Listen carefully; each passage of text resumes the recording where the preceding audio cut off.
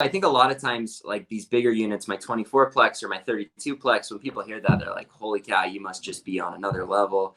My time spent on this 32 plex was not that much more than the time I spent on like a duplex. I can go in and I can look at each individual unit as a portion of a duplex and say, all right, I know I can get the rents to here by doing flooring and paint. Within 2 months, I've added $1 million of value to the 32 plex. So I'm going to leave cabinets. I'm going to leave a lot of the stuff that's in there, but paint and flooring makes it look updated, new, and people are all over it. What issues have you seen with the property? How are the other tenants? What problems do you run into here? At the end of the day, the numbers just need to work.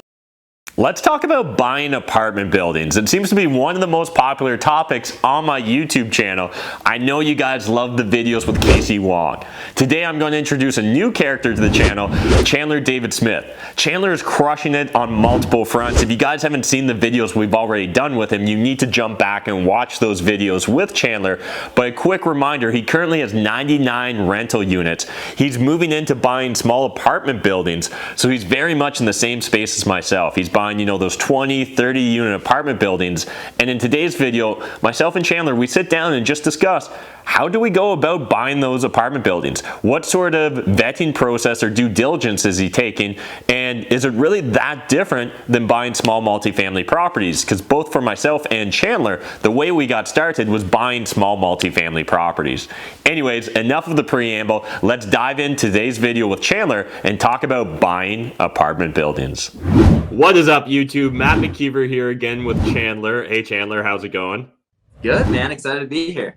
Yeah, I'm excited to dive into today's topic. So we're essentially just going to sit down with Chandler and discuss how he goes about analyzing real estate opportunities or deals. And a little bit of background, Chandler currently has 99 units. Recently, he just acquired a 32-unit apartment building. And I thought it'd be fun because it kind of feels like you're getting to that tipping point now where you're about to start doing some really big, fun deals. And everyone always wonders, how do you make that transition, you know, from, say, buying like a duplex or a fourplex into like a 30 unit as well? What's the difference in the analysis? So yeah, wherever you want to dive in there, man. But I know that this is just such a common reoccurring theme that I get on all my content. So I guess maybe let's talk about the 32 unit you just recently acquired first, and then we can kind of talk about how that analysis was different, if it was, versus maybe some of the smaller projects you've done in the past. Yeah, totally. I think one thing that we give ourselves way too much credit for is that we're on another level of looking at the numbers and purchasing a property. And so I think a lot of times, like these bigger units, my 24 plex or my 32 plex, when people hear that, they're like, holy cow, you must just be on another level. And the reality is the way that I run my numbers really isn't that much different on the bigger projects. However, what I guess I've come to find on bigger projects is I've purchased them in a way to where we have run into other bumps, but I've made sure my margin is so large that I can afford bumps, if that makes sense. So I'm not buying properties where I'm like, oh, I hope I'm going to scrimp out that, you know, bare minimum. I mean, these are deals where I'm well above what I would buy on smaller units because I just know that I'm going to be able to turn them into total cash cows. And so I think that's the first thing I would tell people is the only reason I transitioned into bigger properties is because I was so absurdly confident that the numbers worked so well. I mean, on a lot of these properties, they could have been, I mean, heck, hundreds of thousands of dollars more, and they still probably would have been worth buying. But I just had such a good deal that even simple math, it was like, holy cow, there's no way this deal isn't going to work in a big way. Gotcha. Yeah, I love that as a tip. I like to, I guess what I've always called that, you know, whenever I move into a new niche or part of the real estate investing game, I do like to have bigger margins as well. And I've always referred to it as a stupid tax because I'm like, I'm going to be stupid. I don't even know what I don't know. And based upon how stupid I think I am, like how inexperienced, I increase that desired margin, right? So like on, you know, duplexes or fourplexes that are in like the neighborhoods that I've been investing for like 5+ years now that I know like the back of my hand, I'm willing to get into deals that might have like a razor thin margin. Whereas if all of a sudden I was looking at buying a motel, I'd be like, oh man, like I want to plan for it to be 70% vacant all the time. And if it still breaks even, then I'm willing to try out this motel. Whereas on the flip side with like, you know, my bread and butter investments, I'm much more comfortable pushing the limits because I really trust myself on those numbers. It's so true. Like, I feel the exact same way. And it's funny because a lot of times I hope I'm not taking steps backwards, because this year I purchased a duplex where it was one of those where the margins were very thin, but I own another duplex 5 doors up that I've owned for the last 5 years.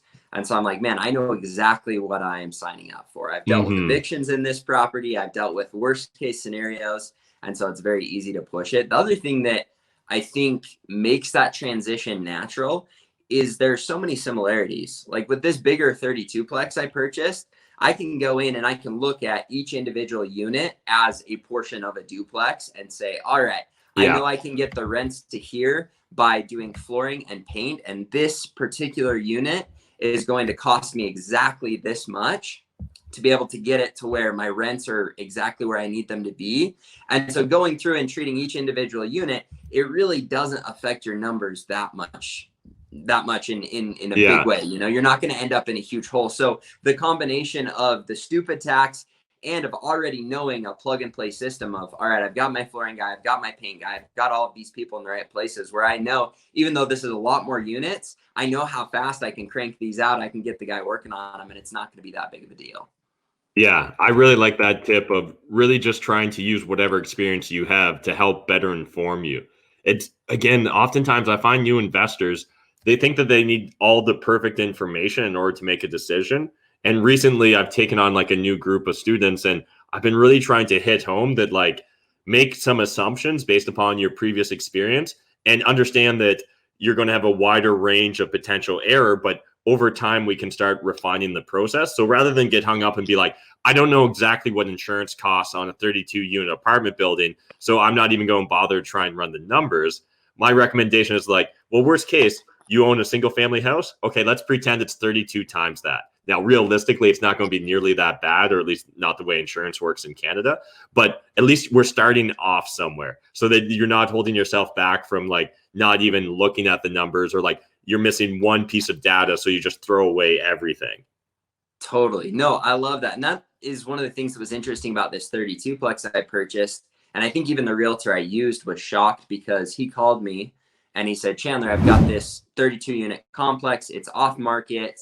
You know what? Here's their situation. It's an older lady. Here are what the rents are. And the second I saw the rents, I said, all right, what's the square footage of each unit? And how many bedrooms is it? And he told me, and I said, okay, put in an offer for her asking price right now. And he's like, you don't want to wait till after the weekend? You don't want to go see the property? And I'm like, no, just put in the offer, make it dependent on inspection, because I know that's a freaking killer deal. Like, I don't need to see anymore. I don't need to look at insurance. I don't need to look at taxes.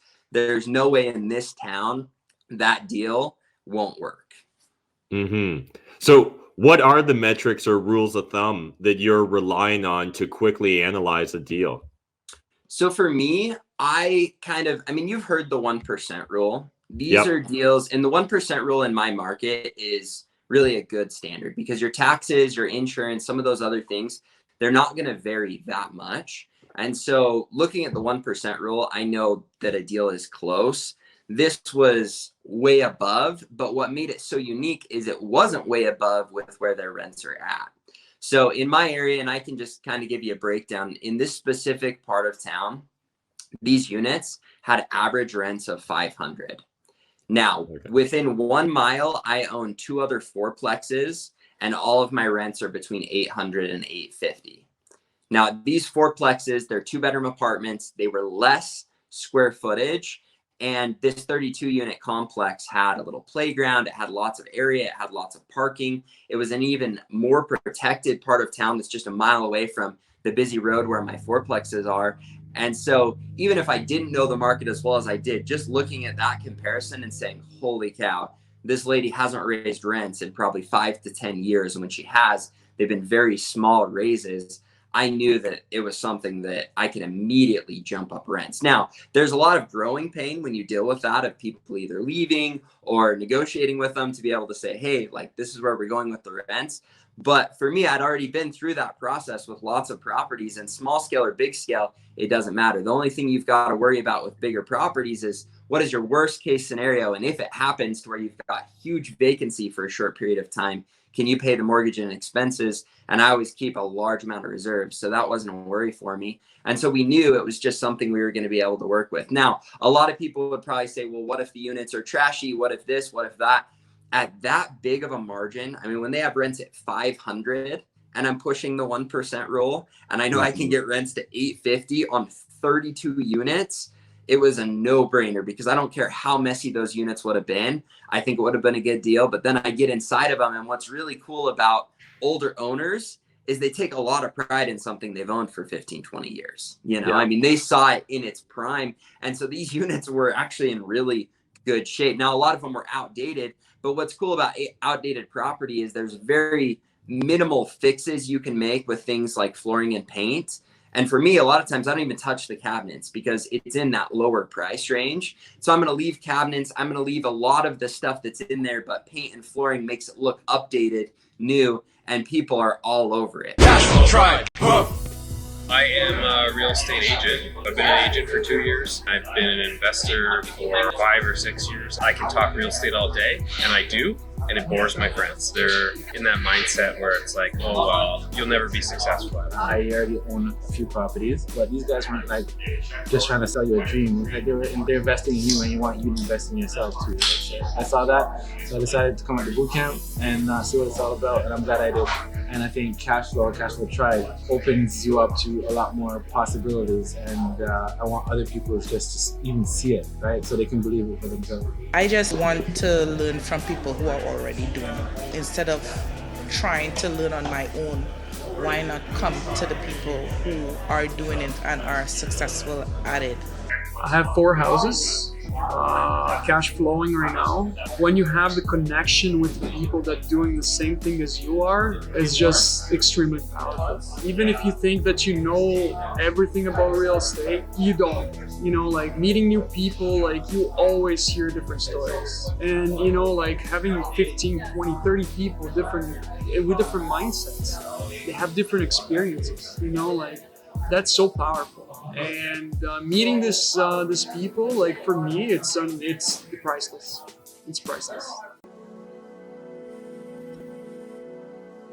You know, yeah. I mean, they saw it in its prime, and so these units were actually in really good shape. Now, a lot of them were outdated, but what's cool about outdated property is there's very minimal fixes you can make with things like flooring and paint. And for me, a lot of times I don't even touch the cabinets because it's in that lower price range. So I'm going to leave cabinets. I'm going to leave a lot of the stuff that's in there, but paint and flooring makes it look updated, new, and people are all over it. And so right away, within the first month, I had 10 of my tenants leave that I immediately was able to fill rents at 800. And all of my other tenants that stayed, I said, all right, we've got to raise rents to 750 because you've been here. We're not going to make you pay the full 800. We're going to come in and make these little fixes in your units. And with them, I wasn't making drastic fixes. I was making little things that they would notice and care about to bring value.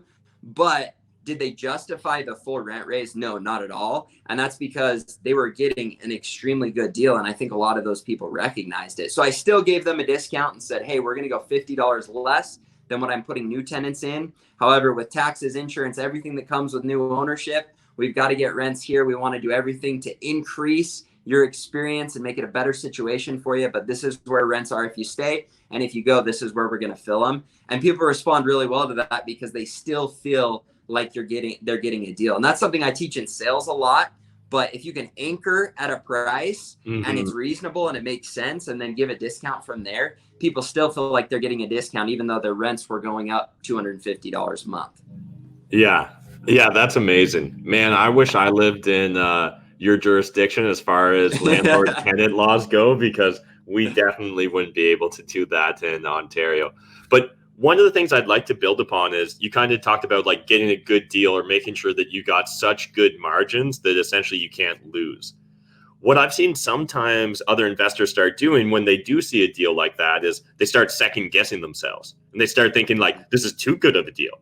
Like, this is too good. It must be on like an ancient burial ground or something that I don't know about, or like the house is going to collapse tomorrow, or it must have been a grow op, or like it must be owned by the Hells Angels. So how do you have any of those concerns when you see a deal that looks too good to be true? What things are you looking for in a property to make sure that like you know, the absolute worst case scenario is not happening, or what would be like some of the big scary things that would keep you from, say, buying this 32 unit once you did your inspection? No, that's a great question. And I think one thing that I don't want to be perceived in the wrong way is when I say I put in an offer next day or that same day with the realtor, that doesn't mean you give the money and you're done. Like, you still have a long due diligence process. One of the most important rules is find an inspector that is extremely trusted in your area. And I don't care how good you get at analyzing properties, looking at properties, dealing with those situations, you make sure that you get multiple eyes on that property. And so even though it's going to cost me a couple grand, I'm going to spend that all day, every day for another inspector that's a lot older than me, that's seen a lot of different stuff, so he can go through and just nitpick the property apart. And so when it comes to some of the bigger ticket items, whether it's, you know, you've got bad foundations on all of these, or all of the roofs need to be replaced, they're totally shot, you've got tons of water damage, you've got, you know, something like, there are those bigger ticket items where I want to make sure I know about before I jump into it. Now, that doesn't mean that I would bail on it. At the end of the day, the numbers just need to work. And I think what's really interesting about shopping the way that I shop is a lot of investors are terrified that they're not going to be able to get the rents up, because for them, their mind is anchored where the rents are at. They're like, well, if it's 500, there's no way you're going to be able to increase 250. Like, why on earth would it be this way? And so you've got to kind of get out of that mindset and recognize that, hey, I've done my research, I know my market, and then get in every unit. I literally went through every single unit. I met the tenants there. I asked them questions. I asked about the wait list. I like all of those things I want to know. And I want to straight up say, look, you know, this isn't going to get back to the owner. What issues have you seen with the property? How are the other tenants? What problems do you run into here? If you've got a 32 unit complex and they're hiding that it's a burial ground, there's no way every one of those people is going to keep it a secret from you. Like, people are going to talk, and a lot of times they're going to tell you way more than you want to hear. But that's the kind of stuff you want to ask them and get in those units and get a feel for if there's anything else that you're missing. But one consistent trend with every tenant I talked to was, yeah, rents are so cheap, you're not going to raise them on us, are you? And it's like, well, we got to see what happens. You know, we'll work through that when it comes. Yeah, I love that. And it really is important to have multiple eyes, in my opinion, when you're doing the inspection, when you're checking the property. Because even if you've built up the skill set necessary where you maybe are competent enough to do it yourself, like, in a lot of aspects, I feel relatively confident for the buying in London, Ontario, where me going in by myself, I'm rather comfortable buying without an inspector. But what I really like is having other people there, because there's additional puzzle pieces that I want to figure out. So oftentimes when I'm looking at a property with my realtor, Jeff Weibel, one of us will do what we call like running interference. And so they'll be the one that deals with the owner or the realtor showing us the property. And then the other one will talk to the tenants and have those questions that you were talking about. Because if the owner or the property manager or the realtor is in the same room as you and this tenant, the tenant will often want to hold back. So like, for example, if the realtor showing me the property, Jeff will literally spend the entire time just chatting to the tenant in the living room, and I'll walk through the bathroom, the living room, you know, the bedrooms, all that. And we're just able to gather a lot more information that way by having multiple perspectives and just coming at it from different angles. I love that. I know with me, before we went to look at this property, we said, hey, can you just give us the keys? We'd like to just go at our own pace. We don't want to hold you up. You go do your thing, for their manager and their realtor. But then I'm also always going to bring my realtor if it's one that I trust. I'm going to bring my manager that manages all my properties, because I've got my idea of where I think rents are, but he's dealing with tenants every single day. And so I want to get his perspective. I want to get what he thinks. I also have gotten to the point where we've kind of got our group of guys that invest here in my town. And so I'll bring 2 or 3 of them. And so when you're going through an inspection, you've got like 4 people there. A lot of times it's overwhelming, but it's good to get any of that negative feedback, any ideas, any perspectives. A lot of times they, you know, like you said, one can be talking to the person that owns the property, by the way, someone else can be scouting out so that they're not uncomfortable. I just think the more eyes you can get on a property, the more feedback, the more of a, you know, devil's advocate you can have, the better, because you're going to ask questions that maybe otherwise you wouldn't have thought of. And there are a lot of things that go into a 32 unit complex. And every project I've ever done after I've purchased it, there's been something I've missed. And so I think even when you get to that higher level and you're doing everything right, you still need a little bit of that stupid tax. The one mistake I made with this property, I was so on it, but there was snow on the ground. And now that it's thawed, we've got a lot of cracking in our parking area, which isn't the end of the world, but it's an expense that I'm going to have to eat that I wasn't planning on. Yeah. And so it's good that, you know, I had such huge margins where it's like, oh, whatever. Where if I would have bought razor tight margins, I'd have been like, oh, this sucks. Like that's a pretty major expense that I wasn't planning on dealing with in the next 1 to 2 years. Yeah. When you're walking through a property and, you know, you or your inspector, do you got a standard list of things you're checking? Do you got standard like operating procedure in regards to how you approach that walkthrough? Like, do you got a notepad? Or are you taking notes in your phone? What does the actual like process look like for Chandler? Yeah, so with my inspector, he's got a long list that I've been over. And a lot of times if you talk to your inspector, they have a set of standards of the things that they're going to check. And if you want, you can even add things for them to write in or check on. And so some of the big things, I mean, I always want to check all of the water heaters, furnaces, any stuff like that, and see how much life they have left, so I can plan expenses accordingly. I mean, if I've got every one of them that's right on the end of their life and I know I'm going to get hit with some major expenses, that's going to be a big deal. I want to make sure that the roofs have some good life, or if they don't, that I'm getting money back at closing so that my cash flow isn't going to get worked over. And then with my inspector, they're checking everything from the heating. They're checking the way that they fill the floor to make sure there's no weird settling or going to have any foundation issues. They're going to be checking all of the sinks, all of the toilets. They're going to be checking, you know, water heat. They're going to make sure heating throughout all of the units works. All of those little things, my inspector is making a list of for every single one. And so that I can really dive in and look more on the stuff that we're going to change to increase rents and what those expenses are going to be. A lot of the, you know, light fixtures, painting, flooring, more stuff like that. And I want my inspector and my management company to be more focused on the expenses that are going to be down the road. We're all taking notes. We're all asking questions. We're all making sure we grabbed those specific things so that then I've got them all on a spreadsheet and I can go home and say, all right, what are my expenses looking like? What is my worst case scenario on this property? What are all the negatives that could happen? And am I prepared if they do happen? So mainly throughout this, we've been talking about how similar it realistically is to go from, say, buying that duplex to a 32 unit. Based upon your experience, what are the biggest differences? Like, what's the biggest differences you've personally noticed in regards to going after these apartment buildings? You know, I mean, the biggest one that immediately comes to mind is my time spent on this 32 plex was not that much more than the time I spent on like a duplex. I mean, maybe a couple hours, but within 2 months, I've added $1 million of value to the 32 plex, where I've added, you know, 10, 20 grand to the duplex. Yeah. And so it's just so much more scalable.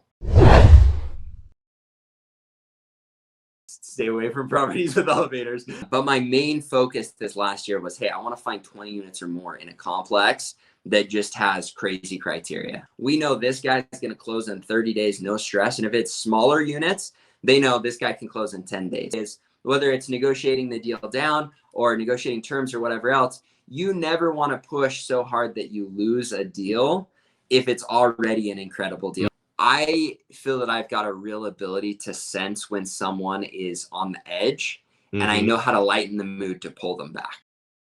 All right, well, when you get me and Chandler talking about apartment buildings, clearly we can talk forever. So we're actually going to move this into a part 2 video series. So if you guys enjoyed part 1, smash the like button, hit the subscribe button if you're new to my channel. If you guys haven't already given Chandler a sub, make sure you jump over to his YouTube channel, give him a subscribe, and otherwise, I'll see you in the next video.